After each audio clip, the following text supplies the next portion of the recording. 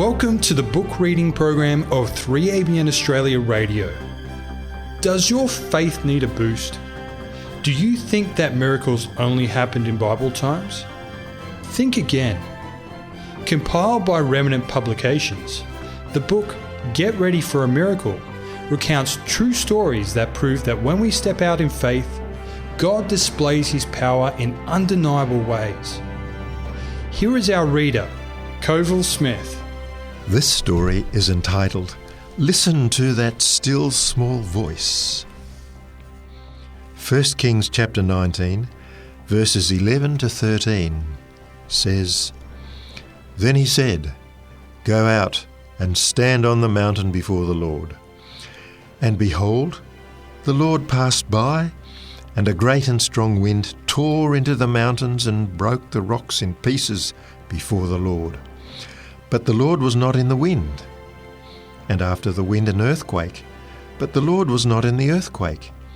And after the earthquake a fire, but the Lord was not in the fire.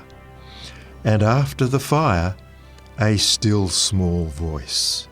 So it was, when Elijah heard it, that he wrapped his face in his mantle and went out and stood in the entrance of the cave. Suddenly a voice came to him and said, What are you doing here, Elijah?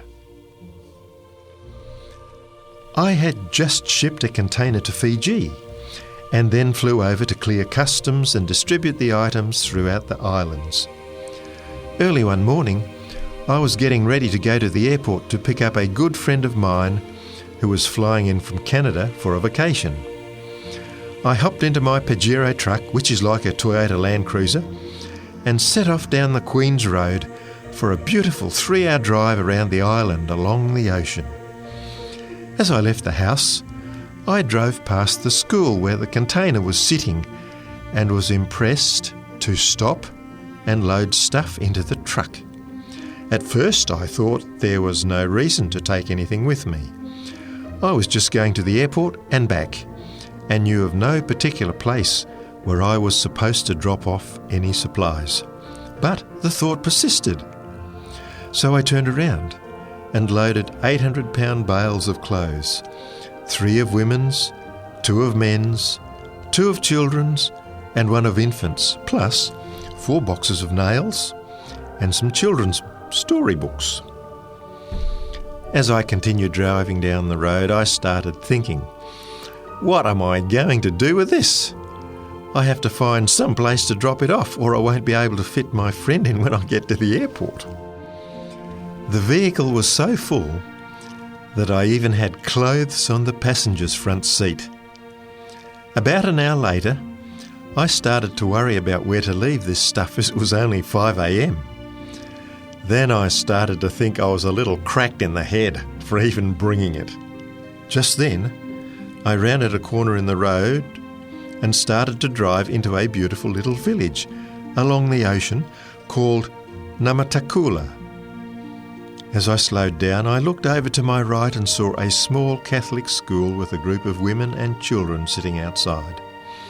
I drove past, and then I heard what I thought was an audible voice say, The clothes are for those women. I shook my head and kept driving. Then I heard it again. The clothes are for those women. This time I slowed down even more, but still kept going. By then I was starting to leave the village. I continued to drive really slow as I was thinking about those women, wondering how I could explain this to them. Then I heard it again. The clothes are for those women. That time I pulled over and stopped on the side of the road, thinking about what to do. Now I was pretty sure the clothes were for those women. I turned around and headed back into the village. As I turned onto the school grounds, everyone stood up and looked at me. I stopped and got out and nervously said, Hi, what's everyone doing? One woman spoke up and said, We are the teachers and mothers of the village, and we have been praying and talking about how to keep our school open. The money the government is giving us each year is not enough. She continued, we are thinking about how to have a fundraiser and to maybe sell something. At that moment, I knew why I had my vehicle full of clothes. I took a deep breath and choked back the tears as I told them what had happened to me that morning. I told them that I believed that God had heard their prayers before they had even asked. He had sent clothes and nails for their fundraiser. By then, the women were in tears too. I went back to the truck and took everything out. Then one of them came up and poked me. Then she turned to the others and said in Fijian, "He's real." They explained to me that the government gave them about 300 Fijian dollars, that's US $150 a year, to run their school with 2 teachers and 240 children. As we sat, I explained to them that there were about 800 pieces of clothing in all the bales.